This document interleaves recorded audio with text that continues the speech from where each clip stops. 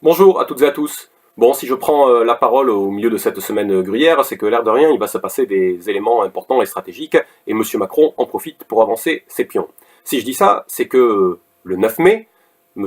Macron va présenter en Conseil des ministres le projet de réforme institutionnelle pour la France. Et ce projet de réforme institutionnelle vise ni plus ni moins à affaiblir le Parlement et la représentation nationale, et à commencer à assujettir la France pour qu'elle passe plus facilement encore sous le rouleau compresseur de la souveraineté européenne que prône M. Macron.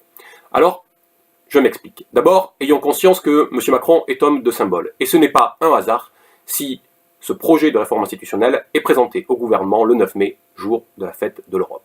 Et ce n'est pas non plus un hasard si le calendrier qui initialement voulait que cette réforme institutionnelle soit adoptée au premier semestre 2018, soit d'ici quelques semaines, a finalement été reporté, s'est étiré dans le temps pour une adoption prévue au premier semestre 2019, soit en pleine campagne des élections européennes, pour que l'une et l'autre puissent se chevaucher et se nourrir mutuellement. Alors, une fois que ceci est dit, et avant de voir en quoi le Parlement va être affaibli, je voudrais regarder un petit peu les gadgets qui sont ceux que nous a proposé M. Macron pour tâcher de faire passer sa réforme. Alors, j'ai évoqué l'affaiblissement du Parlement qui se traduit immédiatement par la baisse de 30% du nombre de parlementaires. Une baisse non pas populiste, mais purement démagogique, en rejetant la représentation telle qu'elle peut exister dans ce pays, et finalement en affaiblissant la représentation nationale et donc le peuple lui-même à travers la souveraineté qu'il exprime. Mais à côté de ça, M. Macron nous dit « Ah oui, mais par contre je vais introduire une part de proportionnelle ». Très bien, c'est une bonne nouvelle, et d'ailleurs je serais favorable non pas moi à une part de proportionnelle, mais à une proportionnelle intégrale. Mais bon, M. Macron nous dit on va faire un premier pas. Très bien. Sauf que M. Macron va introduire 15% de proportionnel. 15%. Écoutez M. Bayrou, qui disait encore il y a quelques semaines qu'en deçà de 20-25% à minima de proportionnel, tout cela ne changerait rien. Et M. Bayrou avait raison. Parce que si on prend les choses de manière comptable, on le constate immédiatement. Regardez l'Assemblée nationale. Il y a aujourd'hui 577 députés. Si on abaisse le nombre de parlementaires de 30%, il n'y en a plus que 404. Sur ces 404, si on prend 15% de proportionnel, cela fait un paquet de 61 députés à élire à la proportionnelle. Regardons par exemple d'abord une force qui ferait, je ne sais pas moi, 15%.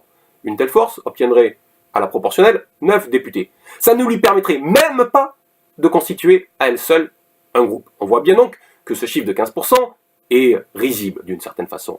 Mais il est en plus pernicieux et dangereux, parce que, avec l'abaissement du nombre de parlementaires à 404, avec 61 circonscriptions adjugées à la proportionnelle, il resterait 343 autres circonscriptions à redécouper sur la base des 577 circonscriptions actuelles. Et on sait que le redécoupage des circonscriptions, beaucoup de gouvernements s'en sont servis par le passé, est un enjeu pour dessiner une carte à sa main et préparer l'avenir et finalement organiser la pérennité de son propre pouvoir. Et devinez quoi, une fois encore, M. Philippe et le gouvernement ont décidé que le redécoupage se ferait par ordonnance. Autrement dit, tranquillement, dans leur coin, sans avoir de compte à rendre à personne, ceux-là vont pouvoir charcuter la carte électorale française et se la mettre à disposition pour prolonger encore un petit peu plus leur pouvoir.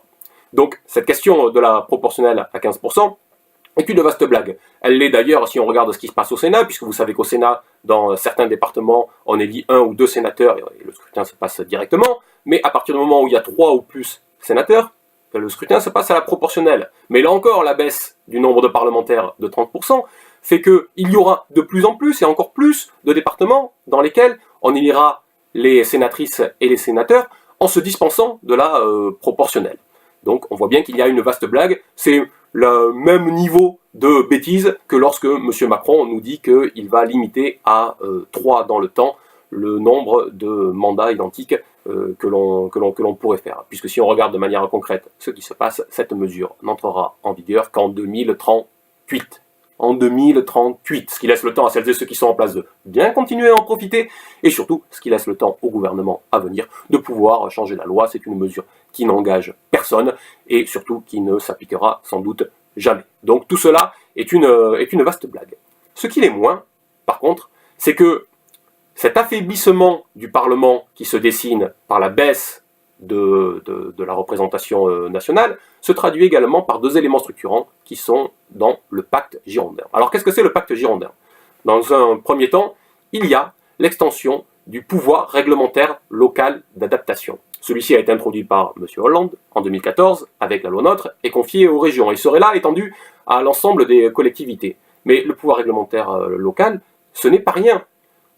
Quand on sait qu'il y a un certain nombre de compétences qui sont définies par la loi et le reste est défini par le pouvoir réglementaire local. Et lorsque la loi est volontairement générale, c'est le pouvoir réglementaire qui a alors d'autant plus d'importance. Mais cela, ça touche des domaines sensibles, fondamentaux pour la République. Ça touche les questions de l'enseignement, ça touche les questions de la préservation de l'environnement, ça touche les questions du droit du travail. On voit donc bien comment on pourrait parcelliser la République par ce biais-là, en créant des règles, des normes différentes d'un endroit à l'autre, avec pour seule finalité de mettre en concurrence les territoires les uns avec les autres. Et puis le deuxième aspect du pacte girondin, c'est la capacité d'expérimentation législative locale. Jusqu'à présent, il peut y avoir des expérimentations législatives et à la fin de l'expérimentation, on juge soit l'expérimentation s'avère bonne, favorable, et dans ce cas-là, elle peut être étendue à l'ensemble du territoire de la République. Soit elle n'a pas montré son intérêt, dans ce cas-là, elle est purement et simplement abandonnée. Sauf que cette fois, maintenant, au bout de l'expérimentation législative locale, on peut considérer qu'elle est favorable et qu'elle est bonne, mais elle ne s'appliquera que sur le territoire donné. Autrement dit, la loi ne sera plus la même à chaque endroit de la République.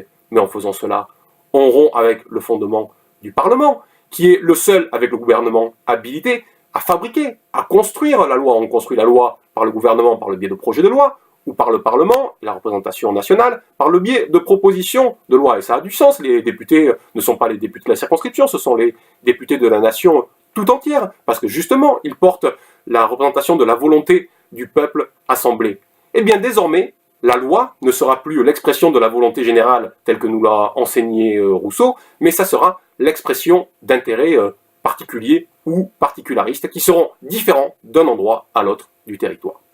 Voilà comment, finalement, on est en train d'affaiblir la représentation nationale, on est en train d'affaiblir le Parlement, on est en train d'affaiblir la démocratie, on est en train de parcelliser le pays, au moment même, et j'ai commencé par ça en vous donnant les éléments de calendrier, au moment même où M. Macron, lui, entend avancer lors de l'élection européenne sur la question de souveraineté européenne, qui ne sera donc pas une souveraineté de plus, mais qui sera une souveraineté de substitution. D'un côté, on affaiblit la représentation nationale et la souveraineté populaire qui la fonde, et de l'autre, on va mettre en place une souveraineté européenne pour laisser les mains libres à Bruxelles. En cela, M. Macron n'est rien d'autre qu'un émissaire colonial du pouvoir bruxellois. Il faudra mettre un coup d'arrêt à cette réforme institutionnelle, il faudra mettre un coup d'arrêt à la souveraineté européenne que veut mettre en place M. Macron lors des élections européennes. Finalement, ça tombe bien, c'est au même moment, et nous pourrons faire à ce moment-là d'une pierre deux coups. Allez, à très vite.